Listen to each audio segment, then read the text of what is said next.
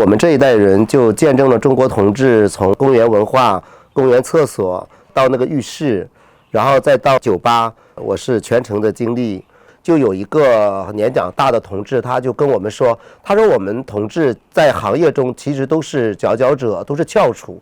因为我是一个小县城出来的，然后社会地位是最底层的，当时他说这样的话的时候，真的也激发了我，因为我也觉得其实我也很有梦想，我也很爱表演，也很爱表达，也很爱交朋友，所以我觉得说啊，如果将来无论我从事哪一个行业，我也想像他一样的做行业中的翘楚啊，所以那个时候可能是对我影响，也让我就是变得勇敢了，因为接触了形形色色的人，其实觉得说哪个地方都会有这样的朋友，我就挺勇敢的就离开家乡了。我们那个时候就属于有点为了玩去串联，我们能做到的就是坐着火车去到这个城市的什么公园、浴室，然后认识朋友，他把你带到他们的圈子里，认识不同的朋友，然后也寻找一下工作机会。刚到上海的时候，下了火车站其实是举目无亲的，谁也不认识的，我不是我一个人，是我们3、4个人，东北的那个男孩子打了一个出租车，我们很努力跟他讲，你们有没有那男人和男人在一起洗澡的啊？他说哦，晓得了晓得了，你说的是屁精的地方吧？我们第一次听说还有管同志叫屁精的，然后我们就说啊，你屁精就屁精吧，说你给我送到屁精的地方，那个人就把我们送到那边去了。我们一看到那个上面写着大观园，我说啊，到底是江南哈，我说真的是好有文化呀，这么文雅的是大观园，我们那个就什么什么澡堂子。我那几个朋友还是很高大的，挺帅气的，所以我们一进去了，一下就是所有人都看向你，就像那个鼹鼠，一群鼹鼠哗全部看向你那种感觉。好，我们突然觉得就是找对地方了，万众瞩目啊！我们从脱衣服他们就围观，到我们脱好了下到池子，我们一坐下来，哇，身边人就全部都坐满了。然后有胆子大的就会跟你说啊，你们是外地人，我们说啊是东北的，他们就会说哇，东北好远啊，就这样子。后来在里面就聊得很好，我突然发现这个同志文化它非常的优雅。我们进了这个饭店，一进去的时候，在过堂上做了一个30年代的上海人打扮的反串，拿个扇子织个毛衣，他就招呼这些来吃饭的人。当你坐下去的时候呢，他会领着你一起唱，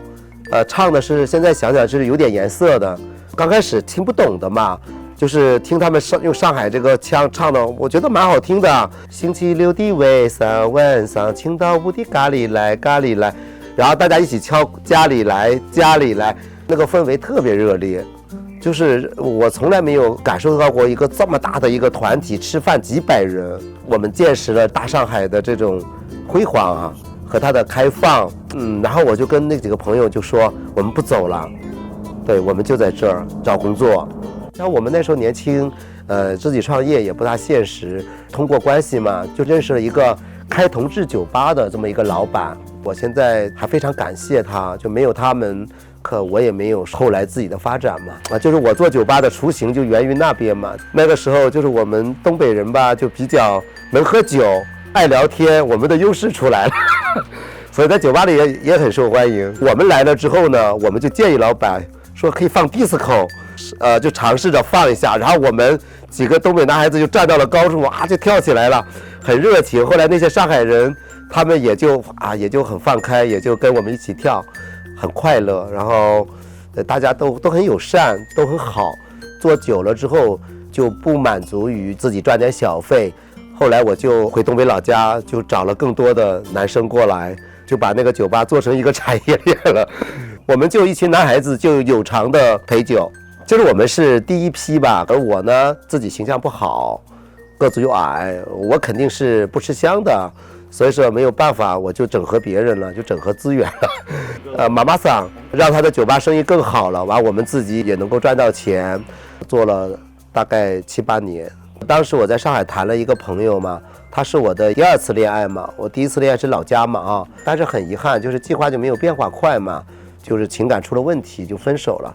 和他分手了，也导致我直接就离开上海了。我是04年来的深圳嘛，当时人家就是说北找谁南找谁，就北找绿牡丹南找跟妈妈，那个时候就在这个圈子里就挺出名的了。原来酒吧的工作人员啊，他们有的来深圳了嘛，后来他们就建议我来深圳，来一看就觉得他这个表演各方面都还是挺落后的啊，会有一些反串的表演，但是说就不是那么专业那么好看，不像我们在上海搞得那么好。上海是真的是很有文化底蕴的城市，我就发现深圳真的是可以去做很多事情的。所以我当时做的那个酒吧呢，就是非常轰动，就非常出名，站都站不下，连走廊里都是人啊。那时候我天天拿麦克风在喊，站着也要消费，走廊里也要消费。主要就是我们那个时候的表演很有特色，可以从舞台到楼梯上，他们在楼梯上排队排。我们那时候的表演，那个演员会到楼梯上和他们互动一下。那个年代我就经常去泰国去玩，看到很多他们的表演，我就把这些表演模仿过来。在中国那个时候还算是比较领先的。这个酒吧对我意义很大，还有个原因就是我在这个酒吧就认识了我的现在的男朋友。我们会有网站嘛，会挂一些表演的照片、演员的图片啊，或者我们表演的一些东西啊，就会上传到那个网站上面去。我这个男朋友他是看这个网站看到我的照片，所以他就给我打电话。这个演员是谁呀？他就说要过来，他的意思就是说他喜欢我那个照片里的那个人，那个人就是我嘛。他就说我来深圳能不能看到他啊？如果能看到他的话，我就愿意来一次深圳。他那个时候在杭州，我说你把你照片发过来看一下。后来他一发过来，我一看，哦，是我的菜，肌肉男啊，很帅很高，我就很激动啊！我想丑小鸭也能变白天鹅吗？啊，就是那种感觉。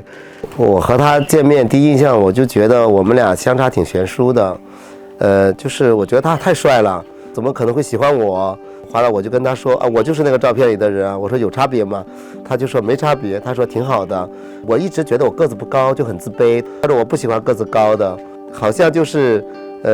长在他的审美上面。确实我在这个圈子里喜欢我的人比较少，没有什么优越感。遇到他了之后，我觉得我要抓住机会，刻意的去表现一下。这个酒吧都是我开的，然后我也很能赚钱。他说这些都不重要。他说我觉得你活的就是质量不高，你看你的那个衣服啊，或者你的鞋子啊，那时候我穿个拖鞋、背心上都是汗，然后他就带我去买衣服啊。我当时就想会不会冲着钱来的？然后我就说，我虽然有钱，但我不是个乱花钱的人，我也不会给别人去怎么花钱。他说，我给你买。那个时候我们去深圳逛东门，我穿了一个旅游鞋，走着走着鞋带就开了。我就是很邋遢的一个人，然后我就不管他，我就走，然后他就发现了嘛，他就按鞋带开了。东门那个时候的人很多的，人来人往，就在这个步行街上，他就蹲下来给我系鞋带，我就把头往天上看，然后我就说，可能我的真爱真的到了，可能我和这个男孩子可能是要有点故事。那天我就跟他说了，我们能不能就永远在一起？然后就相守了17年。很多人都会觉得夜店是一个见不得光的行业，但是你说在那个时期吧，网络不是很发达的情况下，其实很多年轻人他是迷茫的。那有学历的人他当然可以说去进入职场，对吧？但是有很多的学历不高的找工作也比较难。我们那个时候夜店就是提供了很多的就业问题啊，很多人在那个时期在你这个夜店赚到了钱。更重要的就是我们这种夜店它是同志属性的嘛，所以说我们其实是可以给同志群体有一个就是聚会的地方，去喝喝酒聊聊天。其实我们那个时候接待的一些客户啊，很多其实都是同志当中的精英。其实我发现就是精英的同志他也是没有归属感的，他也是很孤独的。比如说我认识的导演啊，还有一些明星啊，要说名字大家都知道的，也是会喜欢什么姐姐妹妹啊，开一些这个玩笑啊，然后喝多了也会抱着你哭啊，也会跟你讲一些他的故事啊。我们一直认为就是说好像被人看不起或者怎么样的，好像都是底层同志的事情。他其实说哪怕就是你是个很有钱的人，也是要掩饰，可能越是有钱的人，可能越要掩饰。就是你接触了之后，就觉得原来他们和我们是一样的，对，他也有情感困惑，他也要面对出柜，他也要去掩饰自己的性取向。其实都是一样的，在夜店这样的一个场景当中啊，这个短暂的时间他是放松的，他是可以做自己的。说跟妈好久不见了，好想你啊！我终于有机会来深圳出差了。我为了创造这个出差用了多少心思啊！我终于见到你了，抱抱。后来就出现直播这个行业了嘛，当时我就觉得可能这是一个风口，也蛮适合我的。表演其实和夜店也没什么太大区别，是线上线下的问题嘛，就转战到直播平台。同志圈里面有一个软件嘛，就叫不入地，大家叫小蓝嘛。这个软件就出了直播嘛，我是第一批就进驻了。我当时是把夜店里这些歌手啊，还有这个模特呀，包括我自己啊，在直播间里演绎。当时我们没有什么舞台，因为我那时候酒吧的舞台是不能给我做直播的，只能够在那个换衣间里面，那些演员啊、模特啊，他们在换衣服，完我就在这边直播。那个时候审核比较宽松，偶尔就给那个粉丝们看一下，就是我们这个夜店的换衣服啊，那些匆匆忙忙的瞬间啊。直播的最好的好处就是让很多平常没有来夜店玩的人，或者我们离得很远没有时间过来的人，可以通过直播看到活色生香的一角。所以当时我这个直播一下就火了。我是16年3月份开播的嘛，我的小孩也是在3月份出生的，那也是我离开夜店的一个主要原因。就我也生小孩了嘛，我也不想早出晚归的，在夜店里每天喝酒啊，每天那酒气熏天的就陪伴孩子。到今年的3月份就10年整了。现在男团有10多个吧，做一个男团是挺难的，投入也挺大的。现在就非常卷，大部分都是素人嘛，素人然后养成的。我们是华南数1数2了，业绩还算是很好的，一般都是前3吧。现在我们已经发展成3个基地了，我们最早的在深圳起家的，然后现在在成都有一个基地，然后在海南有一个基地，去年才搞的。男朋友他在那边负责，所以我们现在也是聚少离多，为了事业。刚开始做直播的时候，去招聘的时候也会遇到很多对我们就是不太认可的，或者不了解、不理解的。我们也曾经去什么大学啊、校招啊，